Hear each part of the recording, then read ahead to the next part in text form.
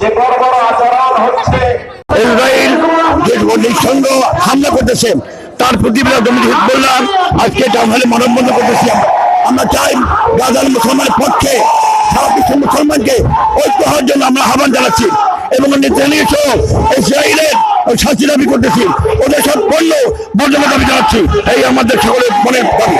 আমাদের বাংলাদেশে ইসরায়েলের কোনো পণ্য চলবে না, কারণ আমাদের কাছে পণ্য বিক্রি করে তার টাকা দেয় আমাদের মুসলিম ভাই বোনদেরকে গাজার বুকে হত্যা করছে।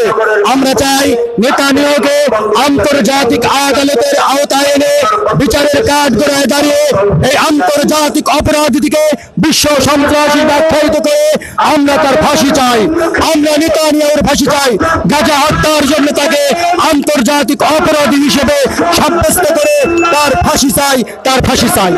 আজকে সারা বিশ্বের মুসলমানদের তার রক্ত টকবক করে ফুটতেছে অন্যায় ভাবে, যেভাবে নিরীহ মুসলমানদেরকে ইহুদিরা হত্যা করেছে। এই জন্য ইহুদিদের সকল পণ্য বর্জন হবে এবং আমরা যতটুকু শক্তি দিয়ে অবশ্যই তা করবে তাদের দেশের উপরে এবং মুসলমানদের নিয়ে ব্যবসা করে মুসলমানদের বিরুদ্ধে এর বিরুদ্ধে অর্থ ব্যয় হলে সেটা কোনো মুসলমান বরদাস্ত করে না।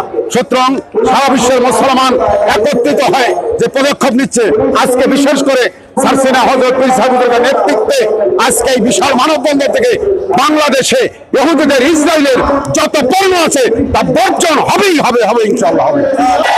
বাংলাদেশে যেসব ইসরায়েলি পণ্য রয়েছে সেই সব ইসরায়েলি পণ্য যারা ব্যবহার করবে, যারা কিনবে, তারা পরোক্ষভাবে ইসরায়েলকে সহায়তা করবে এবং তারা পরোক্ষভাবে ফিলিস্তিনিদের বিপক্ষে সাহায্য করবে।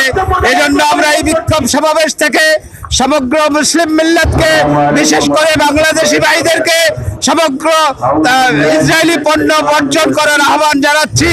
ইসরায়েলি পণ্য বিপণন, ইসরায়েলি পণ্য দোকানে রাখা, ইসরায়েলি পণ্যের যে কোনো প্রকার ব্যবহার থেকে বিরত থাকার জন্য আহ্বান জানাচ্ছি।